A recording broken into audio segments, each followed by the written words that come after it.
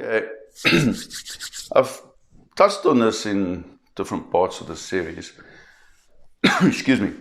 But there's something that nobody thought about. And I don't know, it just came to me one day. We were out there working with the sharks, and I was watching them, and they got this social hierarchy, as you know. I explained this earlier in the thing. They got the social hierarchy based on size. And I was just watching them one day, and the feeding. We were actually out there on. It's a story in the Chronicles. No, it was even before that. It was a big shark hit a seal, and there were, I think, 3 sharks around, and they were taking turns in feeding on the seal. But I'd never really thought about this particular concept before, which I'm going to talk about now. I knew there was social hierarchy.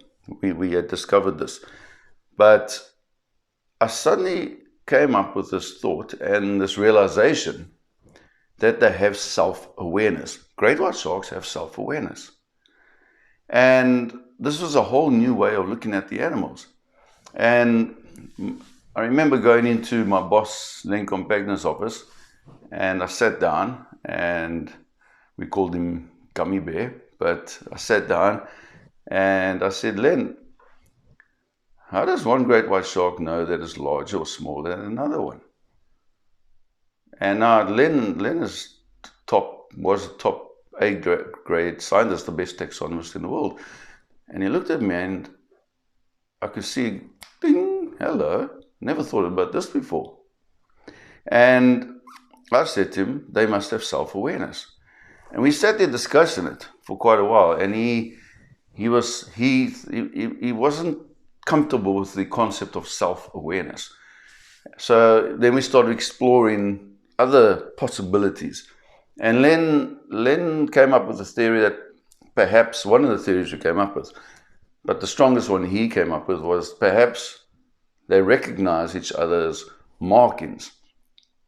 And, so somehow through markings and family tree kind of thing, they recognize each other, and then they know they're large and small. But that made no sense to me whatsoever. I just didn't think that was possible. Now, the interesting thing is that a smaller lion will take on a larger lion, to take over a pride. A smaller, younger lion could take on a larger lion. And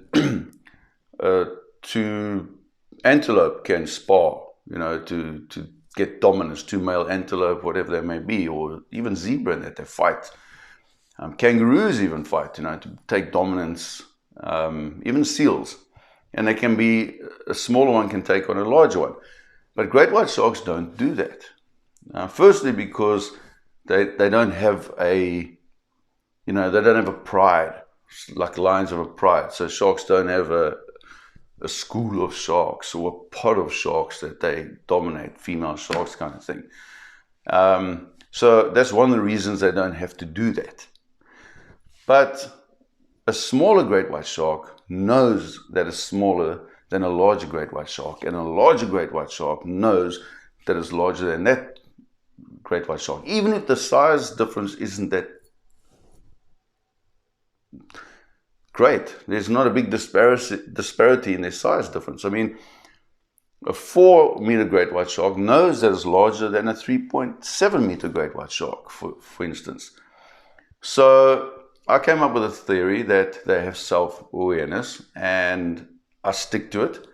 And I think it's a very, very important part of their behavior, because, great whites, why would they want to fight? There's no positive result for either animal in a combat situation.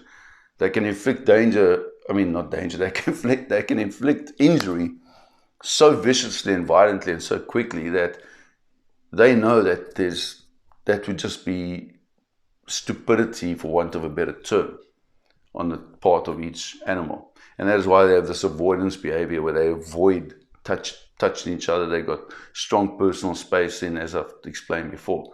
But the bottom line of this video is that great white sharks have self-awareness, which is very, very interesting. I don't know how many other animals have self-awareness as such. There probably are many species, but it's just a different way of looking at the animal kingdom, because there are not many animals are very intelligent. And great white sharks have always been considered these dumb eating machines, but they're not. They're very smart eating machines.